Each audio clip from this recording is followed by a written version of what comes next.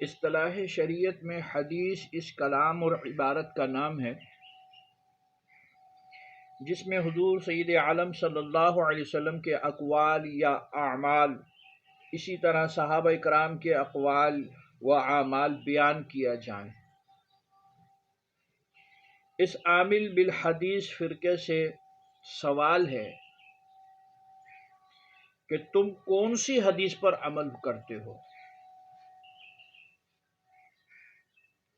لغوی پر یا اصطلاحی پر؟ اگر لغوی حدیث پر عمل کرتے ہو تو یہ چاہیے کہ ہر ناول اور قصہ خواہ حدیث ہو کہ وہ حدیث یعنی باتیں تو کرتا ہے، ہر ناول قصہ خواہ باتیں کرتا ہے، بات کوئی حدیث کہتے ہیں لغوی معنی میں۔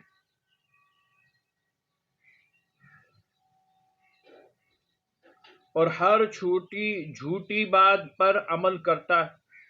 اگر اصطلاحی حدیث پر عامل ہو تو پھر سوال یہ ہوگا کہ ہر حدیث پر عامل ہو یا بعض پر۔ دوسری بات تو غلط ہے، کیونکہ حضور علیہ الصلوۃ والسلام کے کسی نہ کسی فرمان پر ہر شخص ہی عمل کرتا ہے۔ حضور علیہ الصلوۃ والسلام فرماتے ہیں کہ سچ نجات دیتا ہے، جھوٹ ہلاک کرتا ہے۔ ہر مشرک و کافر کا اس کا قائل ہے، وہ سب ہی اہل حدیث ہو گئے۔ تم حنفی، شافعی، مالکی، حنبلی مسلمانوں کو اہل حدیث کیوں نہیں مانتے؟ یہ تو ہزارہ حدیثوں پر عمل کرتے ہیں۔ اگر اہل حدیث کے معنی ہیں حضور کی ساری حدیثوں پر عمل کرنے والے تو یہ ناممکن ہے، کیونکہ حضور علیہ الصلوۃ والسلام کی بعض حدیثیں منسوخ ہیں، بعض حدیثوں میں حضور علیہ الصلوۃ والسلام کے وہ خصوصی اعمال شریفہ بیان ہوئے ہیں جو حضور علیہ الصلوۃ والسلام کے لیے تو مباح ہیں یا فرض تھے اور ہمارے لیے وہ حرام ہیں، جیسے ممبر پر نماز پڑھنا، اونٹ پر طواف کرنا، حضرت حسنین سید الشہداء، حضرت حسین سید الشہداء خاتم آل عبا رضی اللہ تعالی عنہ کے لیے سجدہ دراز کر دینا، لمبا کر دینا، حضرت امامہ بنت ابی العاص کو کاندھے پر لے کر نماز پڑھنا، 9 بیویاں نکاح میں رکھنا، بغیر مہر نکاح ہونا، ازواج میں عدل و مہر واجب نہ ہونا، بلکہ حدیث سے ثابت ہے حضور علیہ الصلوۃ والسلام کلمہ اس طرح پڑھتے تھے، لا الہ الا اللہ و انی رسول اللہ، کہ اللہ کے سوا کوئی معبود نہیں اور میں اللہ کا رسول ہوں۔ تو یہ حضرات اسی حدیث شریف پر عمل کر کے اسی طرح کلمے کا ورد نہیں کر سکتے۔ غرض یہ کہ حدیث میں حضور علیہ الصلوۃ والسلام کے لیے اقوال و اعمال بھی ذکر ہے، جو حضور علیہ الصلوۃ والسلام کے لیے کمال ہیں، ہمارے لیے کفر ہے۔ اسی طرح حضور علیہ الصلوۃ والسلام کے وہ افعال کریمہ جو نسیان یا اجتہادی خطا سے سرزد ہوئے، حدیث میں وہ بھی ہیں، ذکر ہے ان کا۔ عامل بالحدیث صاحبان کو چاہیے کہ ان پر بھی عمل کیا کریں، ہر حدیث پر جو عامل ہوئے۔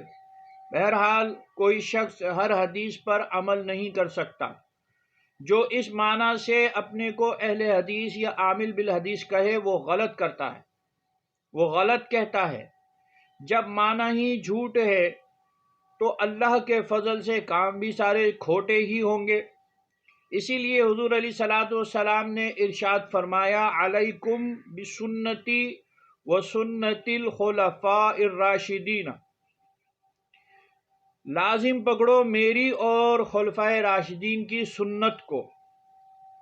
یہ نہ فرمایا کہ میری حدیث کو لازم پکڑو، کیونکہ ہر حدیث لائق عمل نہیں، ہر سنت لائق عمل ہے۔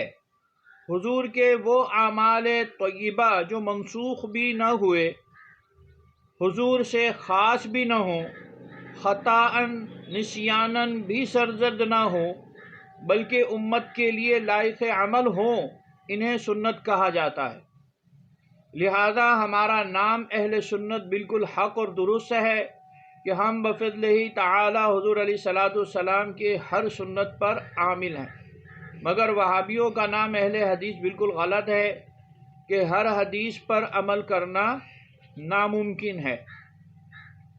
اب حدیثوں کی یہ چھانٹ کہ کون سی حدیث منسوخ ہے، کون سی حکم، کون سی حدیث حضور کے خصائص پر ہے، کون سب کے اتباع کے لیے، کون فعل شریف اقتداء کے لیے، کون نہیں،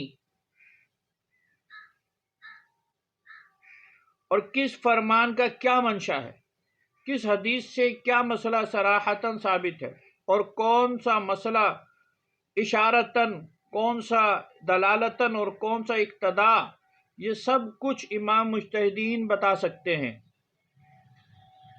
ہم جیسے عوام وہاں تک نہیں پہنچ سکتے۔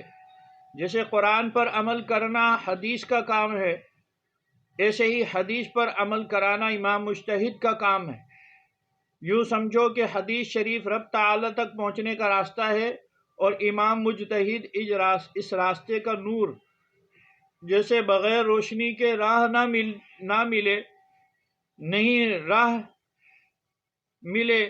نہیں ہوتا، بغیر امام مجتہد حضور کی سنتوں پر عمل ناممکن ہے۔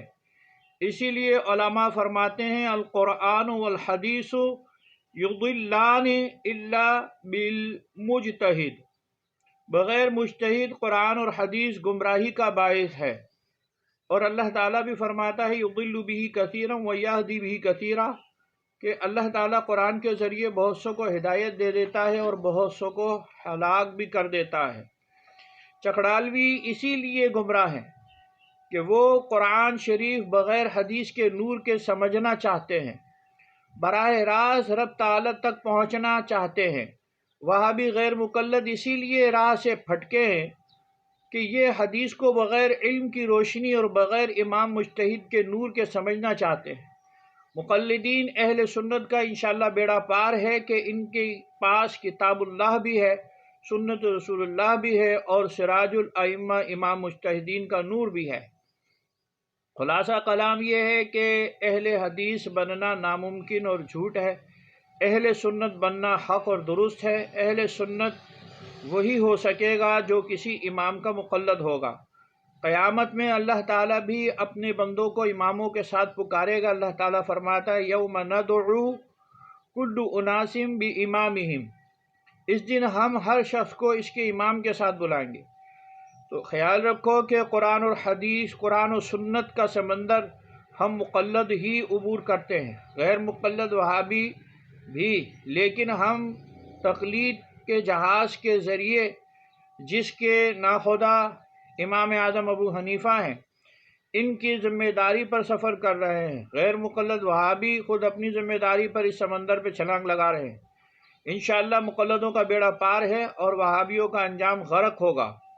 آخر میں ہم اہل حدیث حضرات سے پوچھتے ہیں کہ اسلام کی پہلی عبادت نماز ہے، برائے مہربانی آپ حدیث صحیحہ سے روشنی میں بتائیں کہ فرض، واجب، سنت، مستحب، مکروہ، تحریمی اور حرام میں کیا فرق ہے؟ نماز میں کتنے فرض ہیں، کتنے واجب، کتنی سنتیں، کتنے مستحبات ہیں، کتنے مکروہ تنزیہی ہیں، کتنے مکروہ تحریمی اور کتنے حرام؟ انشاءاللہ تا قیامت یہ تمام مسائل یہ حضرات حدیث سے نہیں بتا سکتے، حالانکہ دن رات ان مسائل سے واسطہ ہوتا ہے۔ تو دوستو، ضد کو چھوڑو، تقلید اختیار کرو جس میں دینی اور دنیاوی بھلائی ہے۔